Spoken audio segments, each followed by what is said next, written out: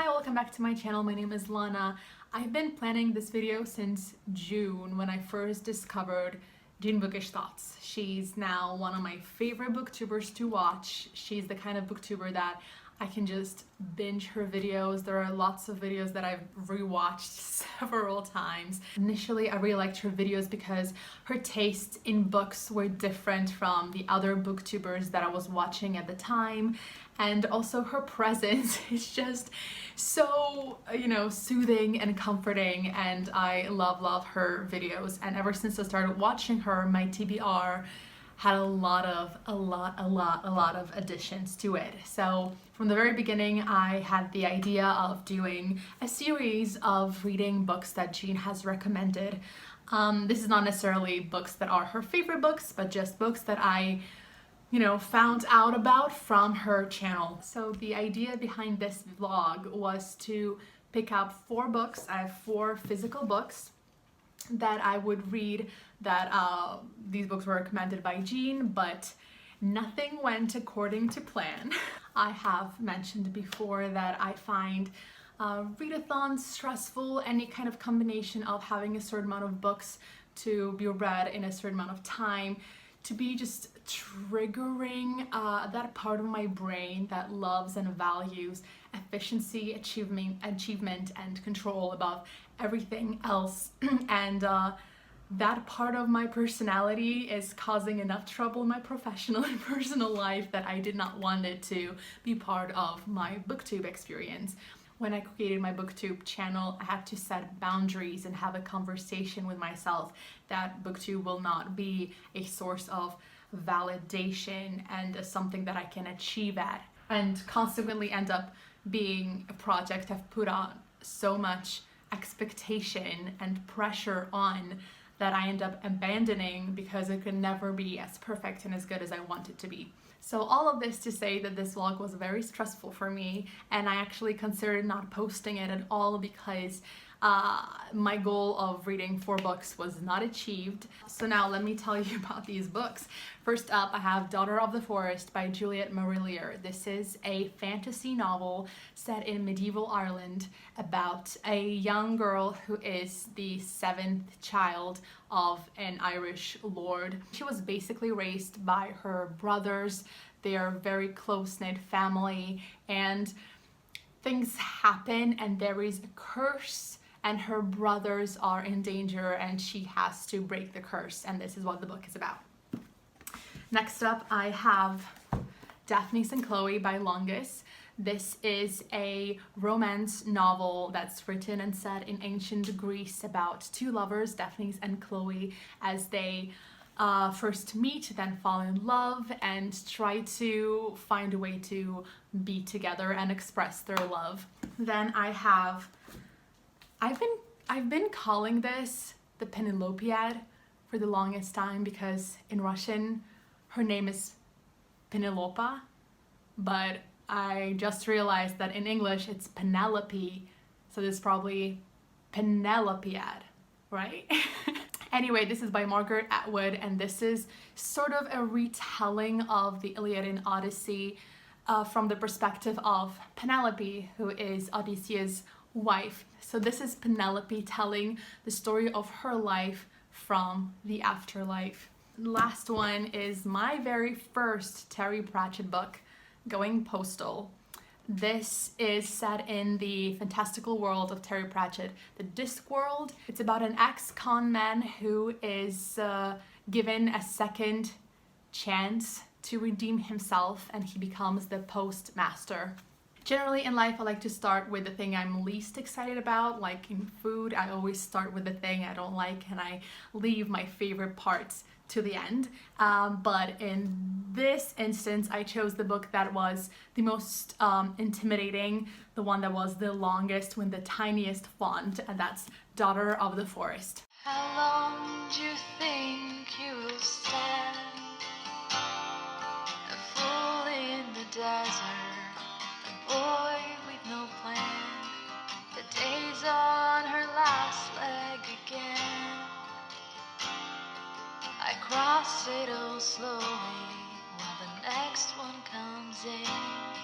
You can't have the world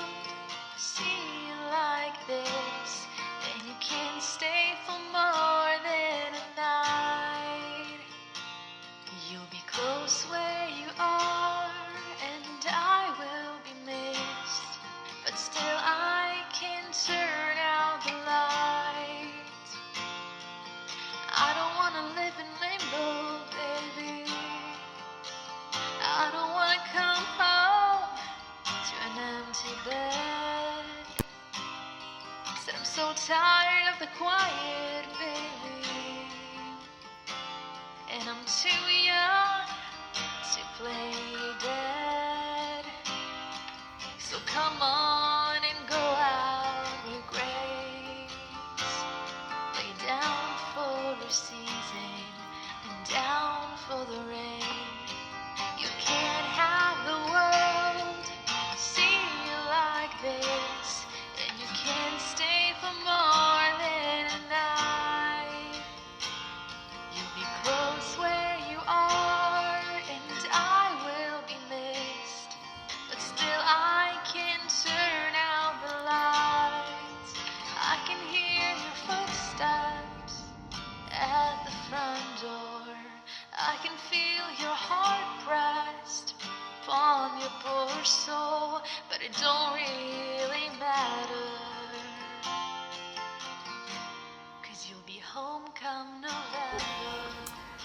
Hey guys, I actually don't have much to update you on, but today I wore lenses and I put on makeup, so I felt like I had to film something. So I'm continuing in Daughter of the Forest. I'm actually on page 200 out of 500 and something. And I like it so far. It's a little slow, and the thing that makes me feel a little weird, it doesn't really bother me that much, but it does a little bit, is that I'm almost in the middle, almost halfway done. This is the halfway point, so I'm very close to it, and this is the blurb in the back, and I am right here. So this has happened. This hasn't happened yet. And I don't like the fact that the blurb spoils so much of the book. I think when I was the 100-page mark, I checked the blurb and I was right here. So this much happened in the first 100 pages. And all of this I knew would happen, but hadn't happened yet. And it's just weird. I mean, it's not really spoiling my appreciation of the book.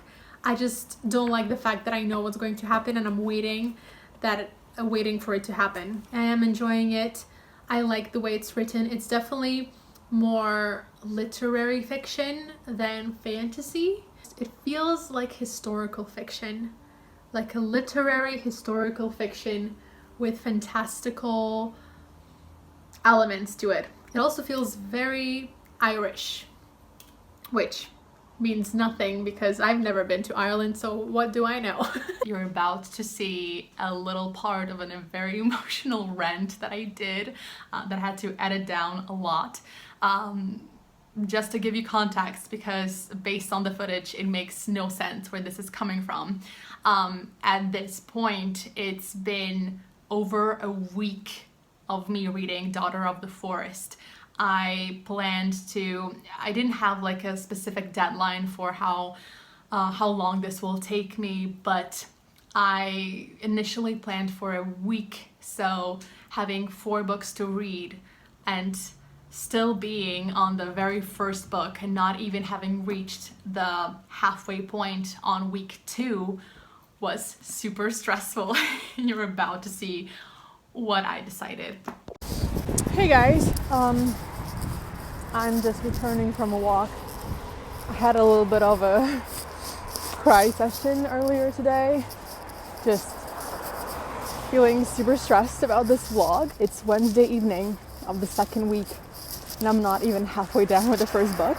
And what that pressure does, instead of making me anxiously read more, I stop reading.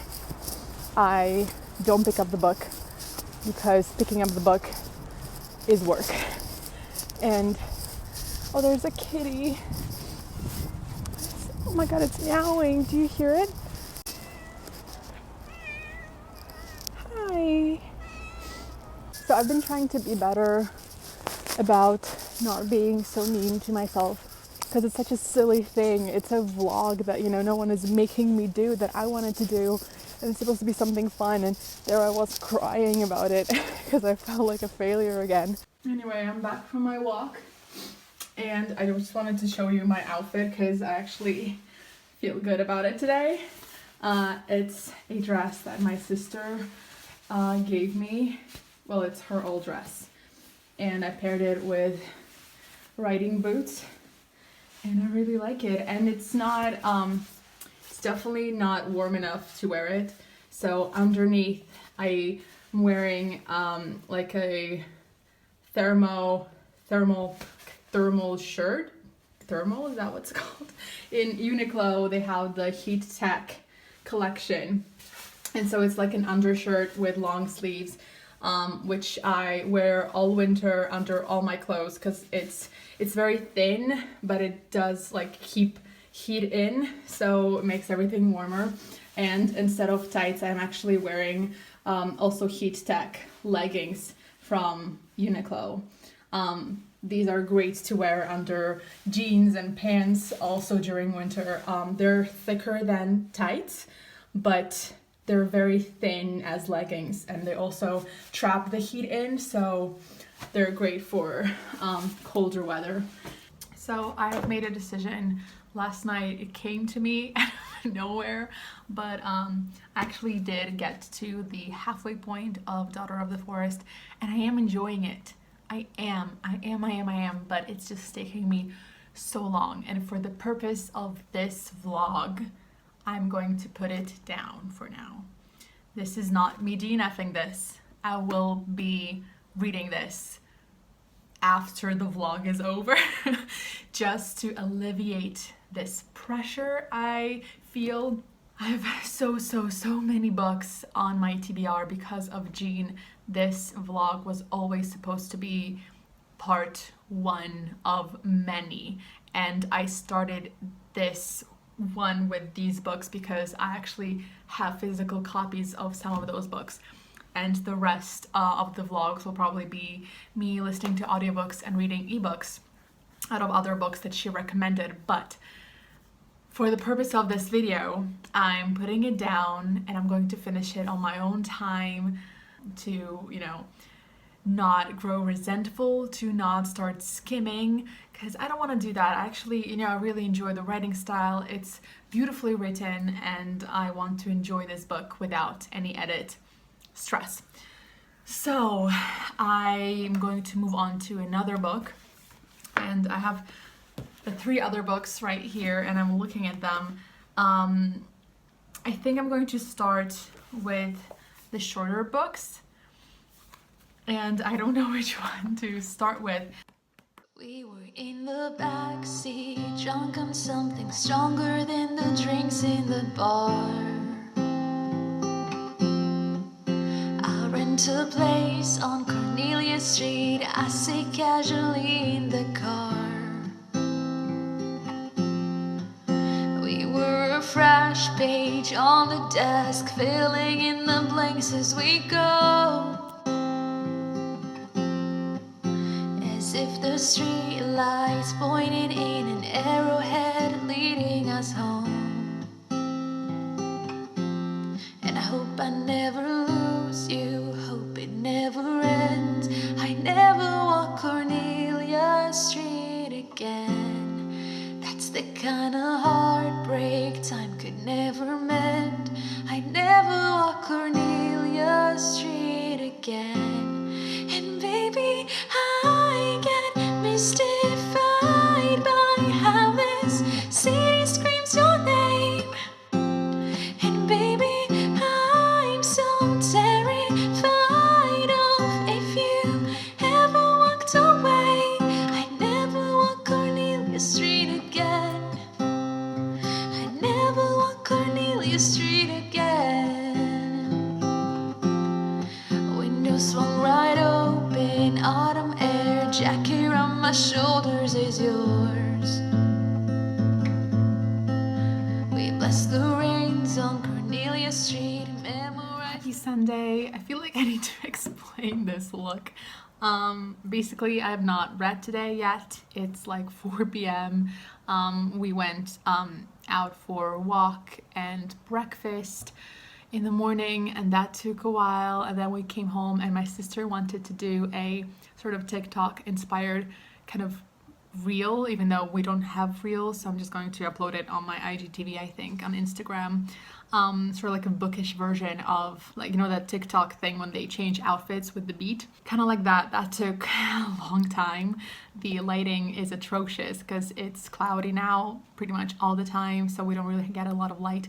But I'm happy with what we came up with. This is the best thing we could do. And it's also our first time doing a thing like that, so I'm gonna put down a link so you can check it out. But this was the last look that we did for that video, and we also need to clean our apartment today, so I don't see myself reading until much later. But also, I've already finished Daphne's and Chloe like Thursday, I think, and I actually enjoyed it. I ended up giving it 3 stars because as much as it was enjoyable, it's not the kind of book that will stay with me for long, if that makes sense. It's perfect for what it was meant to do. It does very much read like someone telling you a story. It's a little fantastical. Obviously, it involves Greek myths and gods and goddesses and sort of fantastical world in that sense, just where that is normalized and that is part of the real world.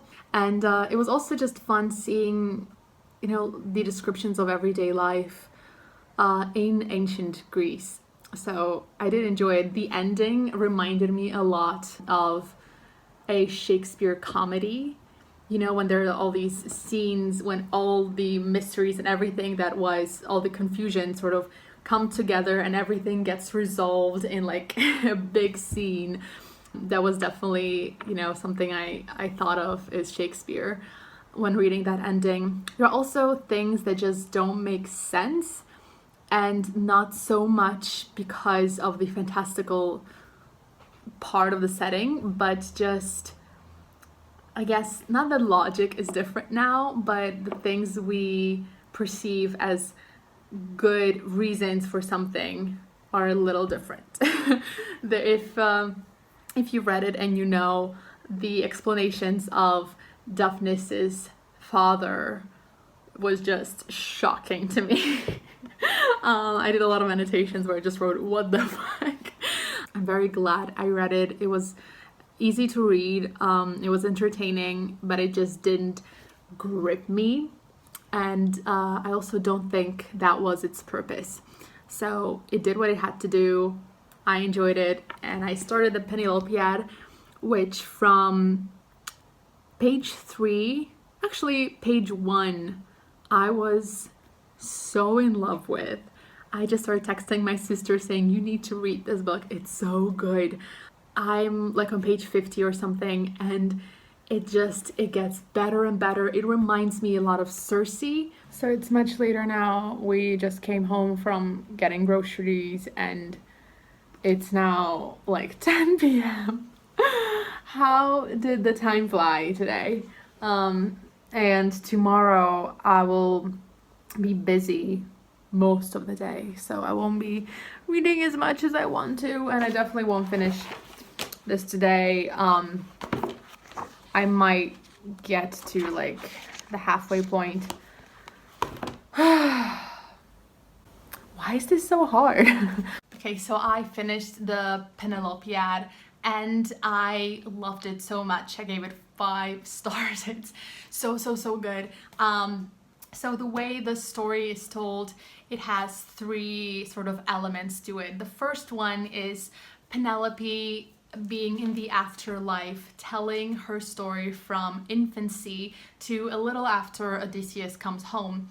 The second one is her just chilling in the afterlife and encountering people, well, souls of the people she knew in there, and confronting them or asking for explanations why they did the things they did, and it's just very interesting. I loved all the parts about the afterlife, because I always find it very interesting how books deal with you know, what the afterlife is like. The way this is explained is that the sort of the mythological afterlife exists alongside every other afterlife that there is. if that makes sense. She mentions that they have neighbors with pitchforks and devils and a lot of special effects, and I kind of like the idea that all the sort of belief system and religions have their own afterlife and they're all sort of neatly together. And it doesn't really explain how that happens, but maybe it's, you know, whatever you believe, whatever ritual tradition you practice, that's what you end up with. I kind of like that idea. And the third element are the little scenes with the 12 maids that were killed by Odysseus when he came home. They have all kinds of performances. They do songs, they do dances, they have a scene that they set up and they play different parts. They have a lecture, which I found so interesting. They also have a trial over Odysseus.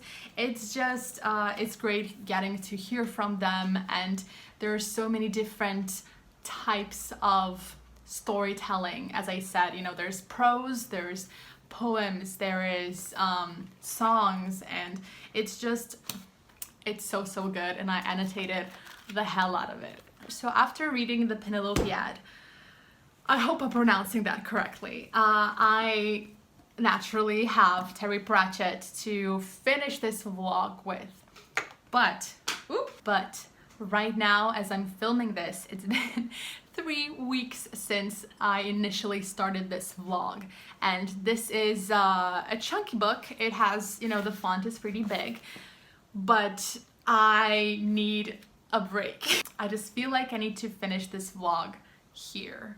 But you know what? I have a 5-star book that I found. I really enjoyed Daphnis and Chloe. It's been on my shelves for so long. I do want to finish Daughter of the Forest. I want to give Terry Pratchett my full attention, and I don't want to feel rushed and stressed about reading this. So you might get to see me reading these books in part 2 of this reading Jean recommendations.